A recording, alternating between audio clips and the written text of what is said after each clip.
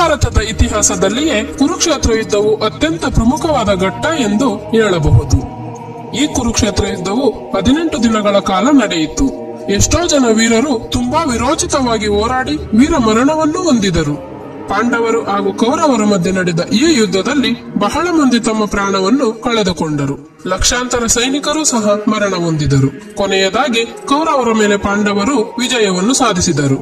ಕುರುಕ್ಷೇತ್ರ ಯುದ್ಧದ ಕೊನೆಯ ದಿನ ಭೀಮನು ದುರ್ಯೋಧನನನ್ನು ಗದಾಯುದ್ಧದಲ್ಲಿ ಸೋಲಿಸಿ ಆತನನ್ನು ಕೊಂದಾಗ ಕುರುಕ್ಷೇತ್ರ ಯುದ್ಧವು ಮುಕ್ತಾಯವಾಗುತ್ತದೆ. ಆದರೆ ಕುರುಕ್ಷೇತ್ರ ಯುದ್ಧ ಮುಗಿದ ನಂತರವೇ ಮಹಾಭಾರತವು ಮುಗಿಯುವುದಿಲ್ಲ. ಆ ನಂತರವೂ ಸಹ ಪಾಂಡವರು ಸುಮಾರು ವರ್ಷಗಳ ಕಾಲ ಆಳ್ವಿಕೆ ಮಾಡುತ್ತಾರೆ. ಗಾಂಧಾರಿಯು ತನ್ನ ಮಕ್ಕಳೆಲ್ಲರನ್ನೂ ಕಳೆದುಕೊಂಡ ಮೇಲೆ ತುಂಬಾ ದುಃಖದಿಂದಲೇ ಧೃತರಾಷ್ಟ್ರನನ್ನು ಕರೆದುಕೊಂಡು ಯುದ್ಧ ಭೂಮಿಗೆ ಬರುತ್ತಾಳೆ. ಹಾಗೆಯೇ ಕೌರವರೆಲ್ಲರೂ ಮರಣ ಹೊಂದಿದ್ದರಿಂದ ಅವರ ಪತ್ನಿಯರು ಸಹ ಅಲ್ಲಿಗೆ ಬರುತ್ತಾರೆ. ಕುರುಕ್ಷೇತ್ರದ ಯುದ್ಧ ಭೂಮಿಯೆಲ್ಲವೂ ಅವರ ಅಳುವಿನ ಆಕ್ರಂದನದಿಂದ ಮುಳುಗಿರುತ್ತದೆ. ಕುರುಕ್ಷೇತ್ರ ಯುದ್ಧವು ಮುಗಿದ ಬಳಿಕ ಕೇವಲ ಕೆಲವು ಮಂದಿ ಮಾತ್ರ ಪ್ರಾಣವನ್ನು ಉಳಿಸಿಕೊಂಡಿರುತ್ತಾರೆ. ಕುರುಕ್ಷೇತ್ರ ಯುದ್ಧ ಮುಕ್ತಾಯದ ನಂತರ ಯಾರ್ಯಾರು ಬದುಕುಳಿದರು? ಈ ಮಹಾಯುದ್ಧದ ನಂತರ ಕೌರವರ ಹೆಂಡತಿಯರು ಯಾರ ಬಳಿ ಇದ್ದರು? ಕೌರವರ ಹೆಂಡತಿಯರೆಲ್ಲ ಆ ನಂತರದಲ್ಲಿ ಏನಾದರು? ಉಳಿದ ಘಟನೆಗಳಾದರೂ ಏನು ಎಂಬುದನ್ನು ಈ ವಿಡಿಯೋದಲ್ಲಿ ತಿಳಿಯೋಣ. ವಿಡಿಯೋವನ್ನು ಕೊನೆವರೆಗೂ ಸ್ಕಿಪ್ ಮಾಡದೆ ನೋಡಿ ಹಾಗೂ ಲೈಕ್ ಮಾಡಿ, ಶೇರ್ ಮಾಡಿ, ಸಬ್ಸ್ಕ್ರೈಬ್ ಮಾಡುವುದರ ಮೂಲಕ ನಮಗೆ ಸಪೋರ್ಟ್ ಮಾಡಿ. ಈ ಕುರುಕ್ಷೇತ್ರ ಮಹಾಸಂಗ್ರಾಮವು 18 ದಿನಗಳ ಕಾಲ ನಡೆಯುತ್ತದೆ. ಈ ಯುದ್ಧದಲ್ಲಿ ಸುಮಾರು 5 ಲಕ್ಷಕ್ಕೂ ಹೆಚ್ಚು ಮಂದಿ ಮರಣ ಹೊಂದಿರಬಹುದೆಂದು ನಮ್ಮ ಪುರಾಣಗಳಲ್ಲಿ ಹೇಳಲಾಗಿದೆ. ಕೌರವರ ವಿರುದ್ಧ ಪಾಂಡವರ ವಿಜಯವನ್ನು ಸಾಧಿಸಿದಾಗ ಕೇವಲ 12 ಮಂದಿ ಯೋಧರು ಮಾತ್ರ ಬದುಕುಳಿದಿರುತ್ತಾರೆ.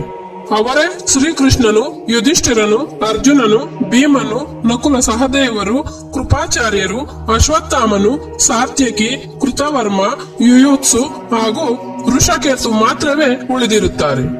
ಆಗ ಅಶ್ವತ್ಥಾಮನು ನಿದ್ರೆಯಲ್ಲಿರುವಂತಹ ಉಪ ಪಾಂಡವರೆಲ್ಲರನ್ನೂ ಸಹ ಕೊಂದು ಹಾಕಿದ್ದರಿಂದ 3000 ವರ್ಷಗಳ ಕಾಲ ಕುಷ್ಠರೋಗದಿಂದ ಬಳಲಬೇಕು ಎಂದು ಅಶ್ವತ್ಥಾಮನಿಗೆ ಶ್ರೀಕೃಷ್ಣನು ಶಾಪವನ್ನು ನೀಡುತ್ತಾನೆ. ಗಾಂಧಾರಿಯು ತನ್ನ ಎಲ್ಲಾ ಪುತ್ರರನ್ನು ಕಳೆದುಕೊಂಡ ನಂತರ ಪಾಂಡವರಿಗೆ ಶಾಪವನ್ನು ನೀಡಲು ಮುಂದಾಗುತ್ತಾಳೆ. ಆಗ ವ್ಯಾಸ ಮಹರ್ಷಿಗಳು ಅದನ್ನು ತಡೆಯುತ್ತಾರೆ. ಆದರೆ ತುಂಬಾ ನೋವಿನಲ್ಲಿದ್ದಂತಹ ಗಾಂಧಾರಿ ಕೋಪದಿಂದಲೇ ಶ್ರೀಕೃಷ್ಣನನ್ನು ಶಪಿಸುತ್ತಾಳೆ.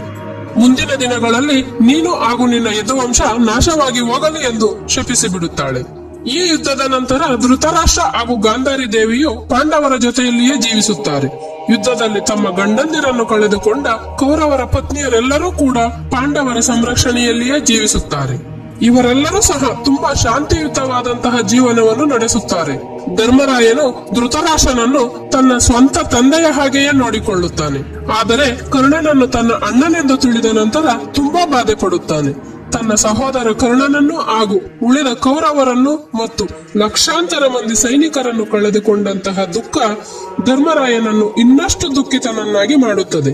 ಆ ದುಃಖದಿಂದಲೇ ನನಗೆ ರಾಜ್ಯಾಭಿಷೇಕ ಬೇಡ ಎಂದು ಹೇಳಿದಾಗ ನಾರದನು ಹಾಗೂ ಶ್ರೀಕೃಷ್ಣನು ಬಲವಂತ ಮಾಡಿ ಯುಧಿಷ್ಠಿರನನ್ನು ಚಕ್ರವರ್ತಿಯನ್ನಾಗಿ ಮಾಡುತ್ತಾರೆ. ಭೀಷ್ಮನು ಕುರುಕ್ಷೇತ್ರ ಯುದ್ಧ ಮುಗಿದ ಬಳಿಕ 46 ದಿನಗಳವರೆಗೂ ಸಹ ಬಾಣದ ಹಾಸಿಗೆಯಲ್ಲೇ ಬದುಕೇ ಇರುತ್ತಾರೆ. ಭೀಷ್ಮನು ಇಚ್ಛಾಮರಣಿಯಾಗಿರುವುದರಿಂದಲೇ ಉತ್ತರಾಯಣ ಪುಣ್ಯಕಾಲದಲ್ಲಿ ತನ್ನ ಪ್ರಾಣವನ್ನು ತ್ಯಜಿಸಬೇಕೆಂದು ನಿರ್ಣಯಿಸಿಕೊಂಡಿರುತ್ತಾರೆ.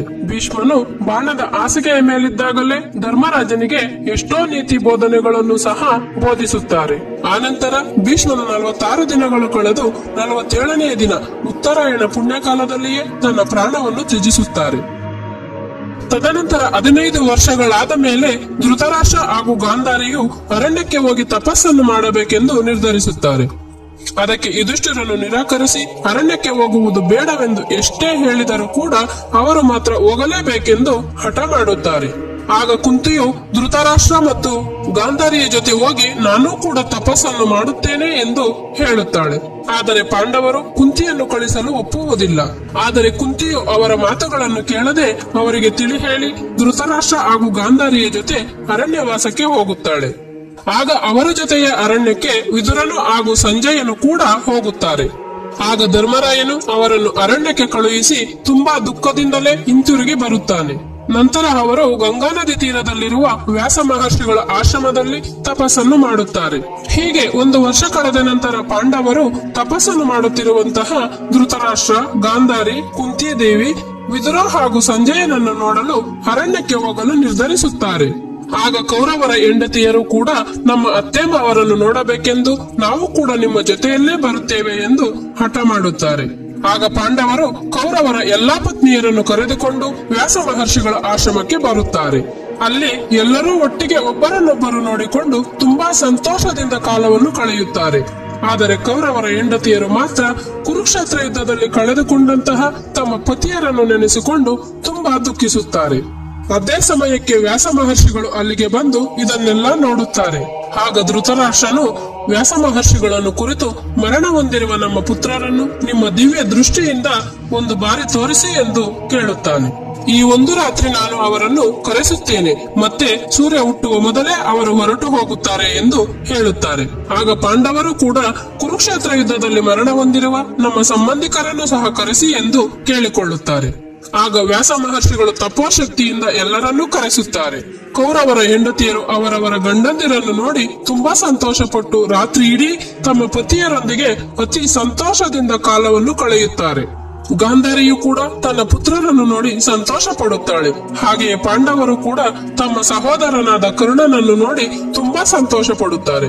ಕರ್ಣನು ಸಹ ತನ್ನ ಮಗನಾದ ಋಷಿಕೇತನನ್ನು ನೋಡಿ ಬಹಳ ಸಂತೋಷ ಪಡುತ್ತಾನೆ. ಕುಂತಿದೇವಿಯು ಸಹ ತನ್ನ ಹಿರಿಯ ಮಗನಾದ ಕರ್ಣನನ್ನು ನೋಡಿ ತುಂಬಾ ಆನಂದ ಪಡುತ್ತಾಳೆ. ಹೀಗೆ ಅವರೆಲ್ಲರೂ ಸಹ ರಾತ್ರಿ ಪೂರ ಅತಿ ಆನಂದದಿಂದ ತಮ್ಮ ತಮ್ಮ ಬಂಧುಗಳೊಂದಿಗೆ ಸಂತೋಷವನ್ನು ಪಡುತ್ತಾರೆ. ಹೀಗೆ ಬೆಳಗಾಗುತ್ತಲೇ ಸ್ವರ್ಗಲೋಕದಿಂದ ಬಂದಂತಹ ಕೌರವರೆಲ್ಲರೂ ಕೂಡ ಗಂಗಾ ನದಿಯಲ್ಲಿ ಮುಳುಗಿ ಮಾಯವಾಗುತ್ತಾರೆ. ಆಗ ಕೌರವರ ಹೆಂಡತಿಯರೆಲ್ಲರೂ ವ್ಯಾಸ ಮಹರ್ಷಿಗಳ ಬಳಿ ಬಂದು ನಮ್ಮ ಪತಿಯರ ಬಳಿ ನಾವು ಹೋಗುವುದಕ್ಕೆ ಮಾರ್ಗವನ್ನು ಸೂಚಿಸಿ ಎಂದು ಕೇಳಿಕೊಳ್ಳುತ್ತಾರೆ. ಆನಂತರ ವ್ಯಾಸ ಮಹರ್ಷಿಗಳ ಅನುಮತಿಯಿಂದ ಅವರೆಲ್ಲರೂ ಸಹ ಗಂಗಾ ನದಿಯಲ್ಲಿ ಮುಳುಗಿ ತಮ್ಮ ದೇಹ ತ್ಯಾಗವನ್ನು ಮಾಡಿ ಸ್ವರ್ಗದಲ್ಲಿರುವ ತಮ್ಮ ಪತಿಯರನ್ನು ಸೇರಿಕೊಳ್ಳುತ್ತಾರೆ.